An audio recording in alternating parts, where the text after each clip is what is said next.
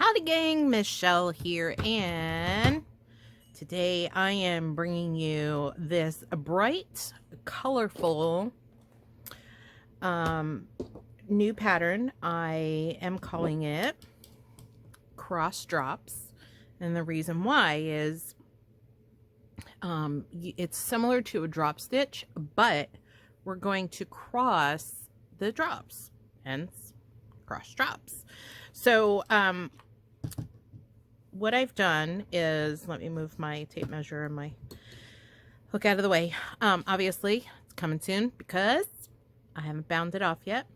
And on here, this is another one of those patterns that I love to create that looks much more complicated than it is. Okay, easy peasy. And it's just a simple 6-row repeat. So once you have your written pattern here, it's going to be really easy to follow along. So the abbreviations, you guys know, I always put those over here along with my materials used and everything, but I broke it down here in my legend as well. And I made you a chart because everybody's getting comfortable with my charts, and then I have it explained up here. So I make all of this easy enough for anybody to understand and follow.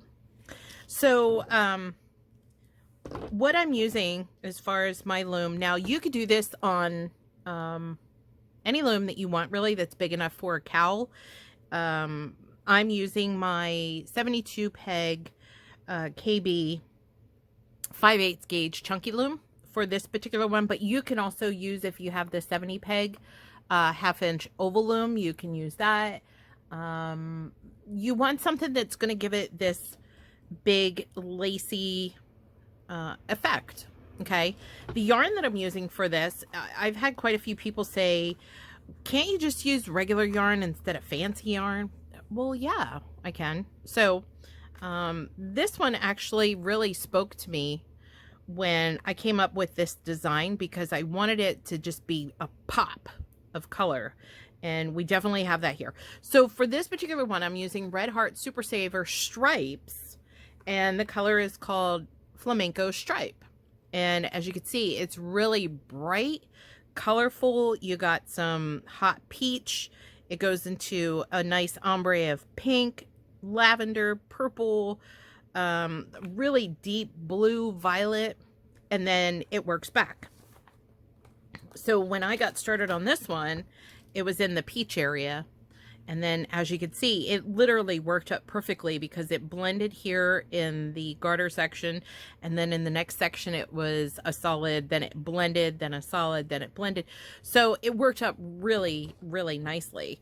And how it's going to look once we take it off here, I want to show you. Let's do this side. So it kind of looks like a drop stitch, but it's different because you can see that they cross. Okay, so we're basically going to be using a simple cabling technique for this. So you want to grab a cabling hook, or if you have an extra loom hook, or if you don't have any of those, you can simply use your fingers, because we're going to wrap 3 times, and then when you unwrap that, it's going to be easy enough to pick up and put right back on. Okay, so where I left off, what we're going to do is, for the first, after you cast on, for the first 5, you're just going to do a knit 1, purl 1. Okay, to give you that brimmed edge. And then we're going to jump right into the pattern. And the pattern is simply 6 rows. So 3 means that I'm going to wrap each peg 3 times. That's row 1. Then on this next row 2, you'll see that I have the cabling icon here, and that is where we're going to drop the stitch. And right over here, I have it in the description of the legend.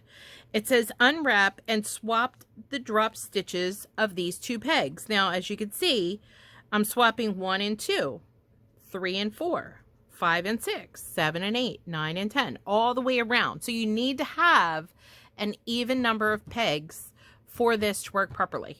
You can't do this on a 41 or anything that's an odd number, because it's not going to come out the same. Okay, so that's row 2.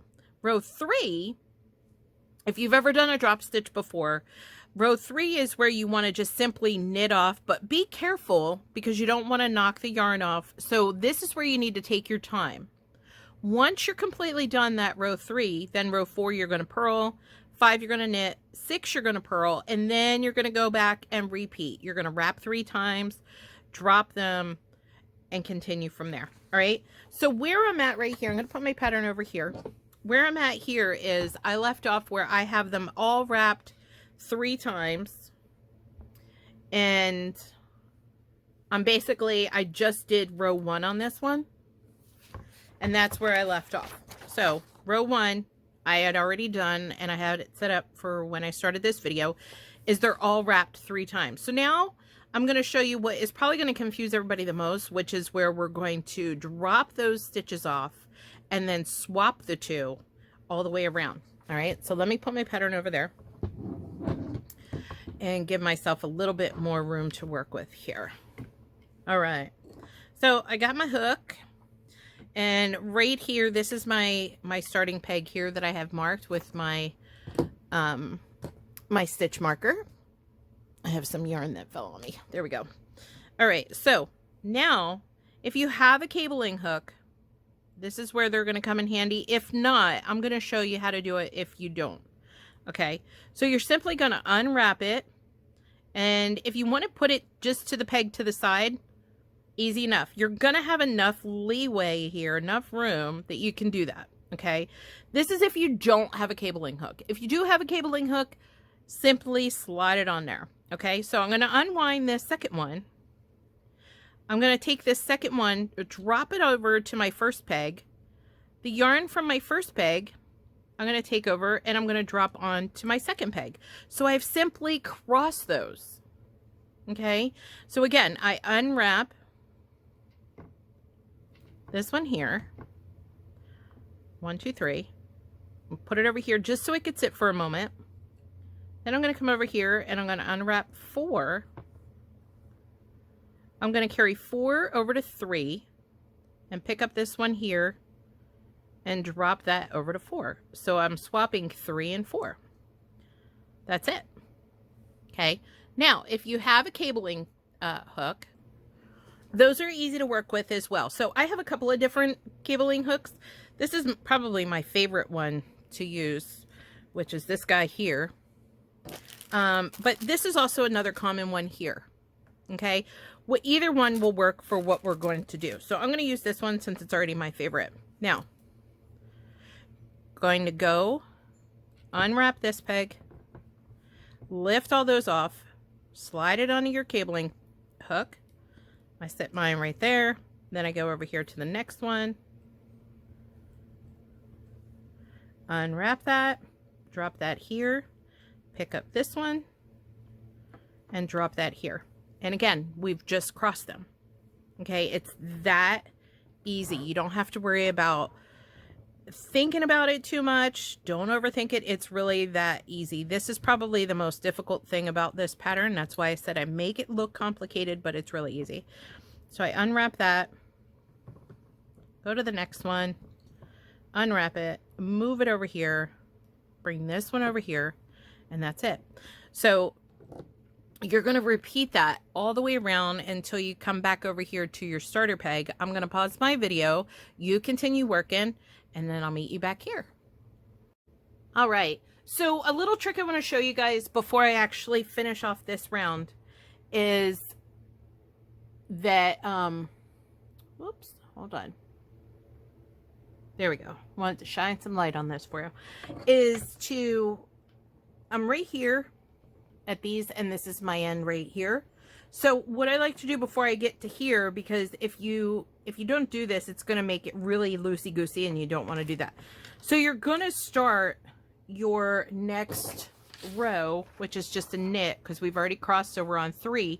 You're just going to knit. So what I like to do is just knit a couple of pegs, just basically going around that corner, just to kind of secure that yarn in place. So when I unwrap those last 2, it's not all loosey-goosey on me, like I said, and it's pretty much staying in place. And this is where you want to take your time when you do this knit row, because these are so loose that they'll easily just pop off if you're not paying attention. All right, so let's come back over here, and I have these 2 sets that I have left to do. Okay, got my cabling hook, and I'm just going to take this off, unwrap, slide my cabling hook off, unwrap, bring this one over here, this one over here, whoops, there we go, slide them down, and then this last set. And the other tip, you guys know I love my artist tape, my painter's tape, to mark my loom instead of using stitch markers like I did on the starting peg here, but the others I don't. It's a pain to me. Okay, so we finished row 1 on that. But what I've done is I've gone and I've marked my loom with my tape, and there's red ones and blue ones, but then you also notice the arrows, so that way I know that this peg has to move this way, this one has to move this way, and I do that all the way around. That way if I'm walking away and I have to come back, I know, you know, where my crossings are or anything like that, and it makes it a whole lot easier which direction. Like I know I have to move this one to this one and this one to that one, and not this one to this one. Okay, hopefully that makes sense to you guys. All right, so now we just did 1 and we just did 2, so now we're on 3, which is just simply knit this entire row, purl, knit this entire row, purl. Okay, obviously we all know how to do a simple U-knit, and the great thing about this is because this works so loosely, you don't have to fight with your purls when you get to that row. So I'm simply going to knit all of these off all the way around, and see, this is what I'm talking about. See how that popped off there? That's okay. You just come over here, you grab that one, and because they're so loose, they're easy to see. So I'm going to take this one off. I'm going to go down here and save this little guy. Help me! See? All right, so this one I know has to come over here. Push that down, and this one right on there. Boom. See? That's why I'm saying this is where you have to take your time, because these are so loose right now. If you've ever done any type of drop stitch, you understand what I'm talking about. So don't feel like you have to rush this. This actually works up super quick anyway, so take your time with it. And if you're using ombre yarn like I am, where it flows from one color into another, you can see it works up really, really nice with that. So I'm really excited to see everybody's takes on it with, you know, summer month here right now. We're heading into July. This is a perfect, light, airy, loose, cowl. You can actually also do this as a flat panel. Obviously it's reversible because it's garter, and you can work that up as a flat panel and make a sweater from it, or even a light throw, whatever you want to do. The, you know, the choice is yours. But I just love the brightness of this. It's definitely eye-catching. So we're working this corner around here, and obviously we all know how to do a knit, but I'm going to show you the purling technique that I use when I'm working with super loose stitches like this, how it works up so much faster. And if you are somebody that's good with tension and you're not fighting with it, I know some people that might be new fight with their tension when it comes to U-knit, and you know, they're afraid to break out of that E-wrap box. I don't help you guys break out of it. I throw you out of the box with my patterns, and woo, learning something new. See that? My hook just ran away. Let me grab it.